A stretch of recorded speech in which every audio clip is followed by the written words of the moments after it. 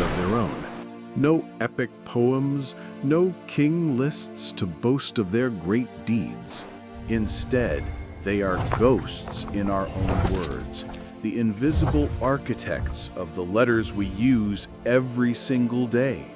They were the Phoenicians, the master seafarers, the great traders, the quiet connectors of the ancient world. A civilization How many pieces do you want? without a I'll take great 3. empire, but Not for whose that influence price. was felt in every port and every marketplace. And yet, after 1,000 years of dominating the seas, they seem to simply vanish from history. To find them, we must look not to sprawling plains, but to a narrow strip of coast nestled between mountain and sea. This was their homeland. Lacking land for farming, they were gifted with the greatest timber in the world. With the mountains at their back and the sea at their door, their destiny was not on land, but on the waves. They were not one unified nation, but a league of powerful, independent, and fiercely competitive city-states. The most ancient was Byblos, the great port for papyrus, whose name would give the world the word for book. To the south lay Sidon, the industrial heartland, famous for its workshops producing exquisite glass and textiles.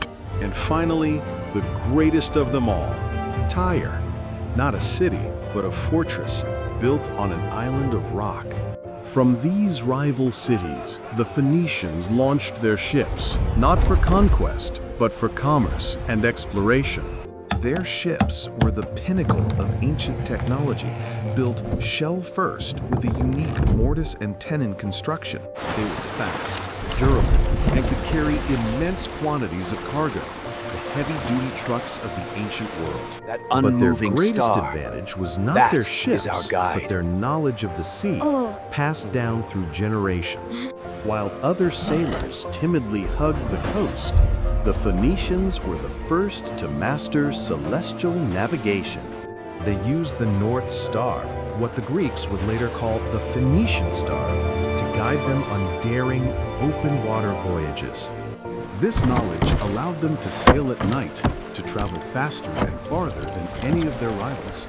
They established a network of trading posts and colonies, a string of pearls across the Mediterranean, and they ventured where no one else dared.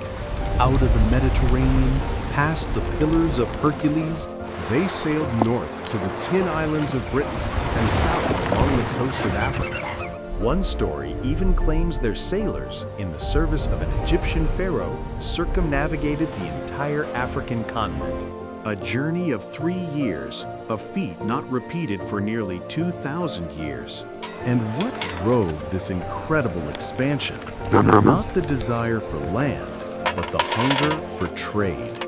They were the great middlemen of the ancient world. They brought the tin of Britain to the bronzesmiths of the Aegean. They carried the fine linen of Egypt to the emerging city-states of Italy.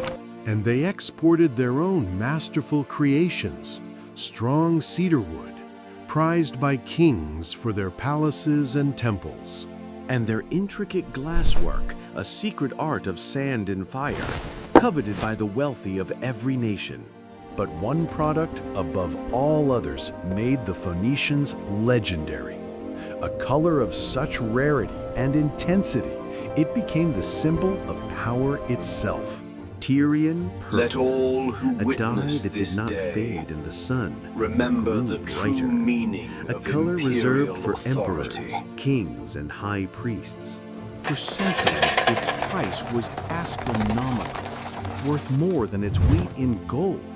And only the Phoenicians knew its secret. It came from a secret process, a closely guarded recipe involving thousands of rotting sea snails. Great mounds of their crushed shells, piled up over centuries, can still be found near the ancient cities of Tyre and Sidon. Each snail produced only a single drop of a clear fluid that, when exposed to sunlight, would miraculously transform. It was a foul-smelling, labor-intensive, and vastly profitable industry, that powered the economy of their greatest cities for a millennium. But the Phoenicians traded in something far more valuable than timber or dye. They trafficked in ideas. The complex scripts of Egypt and Mesopotamia required years of training by a priestly class of scribes. Traders needed something faster, simpler, more democratic. A system anyone could learn to keep their accounts. So they developed a revolutionary idea. One symbol for one sound.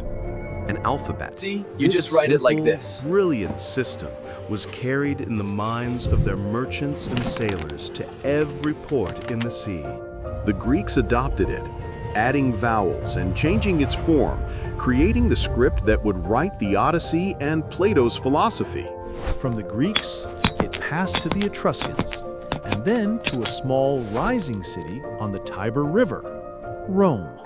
This was their greatest and most invisible legacy, a technology of the mind that would shape the Western world. They were a people Look, son, who prized your uncle's ship pragmatism is over finally poetry, returning home. commerce over conquest, and connection over control. And for a time, this was enough. Their wealth and their clever diplomacy kept the great empires at bay. But their success and their strategic position did not go unnoticed by the great, hungry empires rising in the east. The age of peaceful trade was coming to an end. The age of great empires clashing for total control of the world was beginning. For the Phoenicians, who lived on the coast, on the very edge of these great powers, a terrible choice was coming. Could their walls of stone and their wealth of gold protect them from the iron fist of a new world order? The first great test came from the east. The Neo-Assyrian Empire, the most brutal military power of the age, marched to the sea. The mainland cities fell or submitted, paying immense tribute. But the greatest prize, the island fortress of Tyre, defied them. For 13 long years, the Babylonian king Nebuchadnezzar laid siege to Tyre. He controlled the land, but he could not master the sea. The city never fell To by Tyre, force. the It survived, unconquered island. its independence secured by its walls of stone and its mastery of the ways. To But Tyre, 2 centuries the later, unconquered. a new conqueror arrived. A man who did not see the sea as an obstacle, but as a challenge. He would not try to sail to the island. He would bring the land to the island. For 7 months, his army labored, building a half-mile-long land bridge under constant attack from the Tyrian fleet. Finally, the causeway reached the island. Alexander's great siege towers could now roll up to the walls of the unconquerable city. The fall of Tyre was a brutal and catastrophic event. The city that had resisted for centuries was utterly destroyed. This was the beginning of the end for the Phoenicians as an independent people. Their great cities were now just prizes for new, larger empires. In the centuries that followed, their homeland was absorbed into the empires of the Greeks and then the Romans. The Phoenicians did not vanish in a single day. They assimilated. What They do you became think of Greeks, this? then Romans, their unique identity slowly dissolving. But in the West, one Phoenician colony refused to fade. A new city that would inherit the ambition of Tyre. We know it by its Roman name, Carthage. It would become the master of the Western Mediterranean, a new Phoenician empire. But Carthage's rise put it on a collision course with another, even more ambitious power, the rising Roman Republic. What followed was a century of conflict, a series of titanic struggles known as the Punic Wars.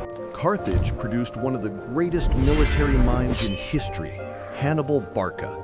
He did the impossible, marching his army, complete with war elephants, over the treacherous Alps to attack Rome in its own heartland. For 15 years, he rampaged through Italy, inflicting devastating defeats on the Romans. but he could not take the city itself. In the end, Rome's immense reserves of manpower and its unbreakable will wore Hannibal down. He was recalled to Africa and finally defeated. But even in victory, Rome was haunted by Carthage. One senator, Cato the Elder, ended every speech he ever gave with the same chilling words. Carthago delenda est. Carthage must be destroyed. After a 3-year siege, the city fell. For 17 days, it burned. The Romans then sowed the earth with salt, a curse to ensure that nothing would ever grow there again. This was the true vanishing, the end of the last great Phoenician city, the final victory of the land empire over the sea empire. And so, the Phoenicians, as a people and a power, were gone. Their cities in the east absorbed, their great western child utterly annihilated. So, why did they vanish? Was it simply a case of being conquered by a stronger military power? Or was there something in the very nature of their civilization that made them vulnerable in this new age of empires? The Phoenicians' great strength was their network. They were decentralized, a league of competing cities, not a single unified state. This made them flexible and resilient to local threats, but vulnerable to a large, centrally organized power that could attack them all at once. Their focus was on commerce, not conquest. They hired mercenaries for their armies instead of relying on a citizen soldiery. This was efficient in the short term, but in a long war of survival against Rome's legions of citizen farmers, their mercenaries proved less reliable. But perhaps the most profound reason is the one they gave us themselves. They were a civilization of the written word, but not of the written story. They left behind thousands of 5 inscriptions, jars of but they are oil almost all receipts, Yeah. contracts, 20 and brief dedications to to the their god gods. Baal. Practical records with no narrative. Without a great story to tell the world and themselves about who they were, their memory was fragile. It was defined by others. The I'll give you Greeks saw half. them as clever but untrustworthy rivals. Impossible. The Romans saw them as a mortal enemy to be utterly erased. We have found And a the cold Old purpose Testament in building. writers This saw alliance them will as be a both beacon of skilled strength for both our allies kingdoms. and How long will dangerous you waver idolatrous between two neighbors. opinions? It is from these outside sources, biased and incomplete, that we must try to reconstruct their world. We are left to read the faint echoes between the lines. Their voices are silent. Their great works of literature, which Roman sources admit existed, were all destroyed. When a civilization's story is erased, its people become a ghost, a footnote in the tales of their conquerors. So they did not vanish physically overnight. They vanished culturally. Their story absorbed and then erased by the empires that followed. And yet, the echoes remain. Not in great monuments, but in the very fabric of our world. The genetic signature of the Phoenicians can still be found today, a hidden lineage in the DNA of people across the Mediterranean. Their skill with ships and trade became the lifeblood of Lebanon for millennia, a cultural inheritance that could not be erased. The color purple, once their exclusive treasure, is now available to all. Its royal symbolism a faint memory. Their gods, all Astarte, are gone, remembered only as villains or footnotes in other people's stories. Their cities are ruins, their harbors are silted, their great fleets are dust. But their most powerful invention, the simple idea of an alphabet, is more alive today than ever before. It is the invisible skeleton that supports our global communication, our science, our stories. The Phoenicians vanished because they wrote their story not in stone or epic poems, but on the currents of the sea and the winds of commerce. Their story is a whisper, an echo on the waves. But it is an echo that fundamentally and irrevocably shaped the world we all share. And so the conquerors of Carthage, the Romans, inherited the Mediterranean that the Phoenicians had tamed. They adopted Phoenician shipbuilding techniques, used their trade routes, and even copied their system of accounting to manage their vast empire. In But the what about east, the intent? under Roman If rule, the letter of the the home law is cities not of enough, Phoenicia the spirit continued of the law to thrive guides the as centers of application. trade, But the letter provides law, the foundation. and learning. But when the Western Roman Empire fell, the interconnected world they had helped to build finally shattered. For centuries, open sea navigation was lost to the west. Sailors returned to timidly hugging the coastlines. But the knowledge was is not how we gone. find our way. In the Islamic world, Arab sailors built upon the work of the Phoenicians. When the West reawakened, it was the rediscovery of this ancient and Arab knowledge that fueled its own age of discovery. The Portuguese explorers who rounded Africa were completing the impossible journey the Phoenicians had begun 2,000 years before. This is the strange nature of the Phoenician legacy. It is a ghost, a foundation, a starting point for other stories. Their conquerors wrote the histories and built the great monuments that survived. The traders left behind a different kind of trail. They changed the world, not with the sword, but with the ship. Not with the grand epic, but with the simple contract.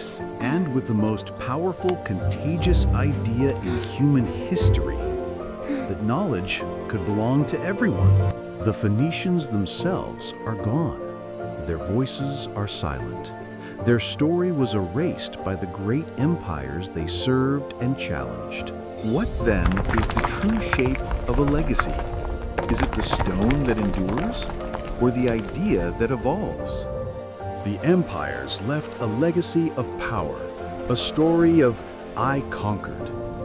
The Phoenicians left a legacy of utility, a question of what do you need? This Sing to me, pragmatism is why their stories of the were not rage preserved. of Achilles. A contract, once fulfilled, is discarded. A song of a hero is retold for 1,000 years. Perhaps this is why they vanished so completely. Their job was done.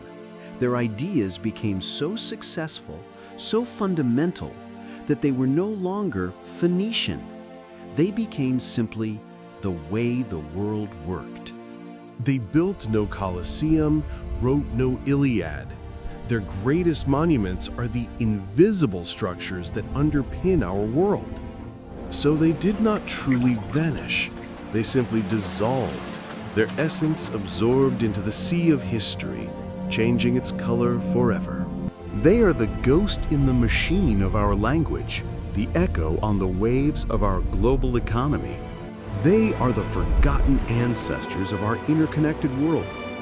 Their story is a whisper, a faint trace element in the DNA of our civilization, and a story that proves that even when a people vanish, their ideas can be powerful enough to conquer the world. A whisper that reminds us that some of the most powerful forces in history are the ones we can no longer see,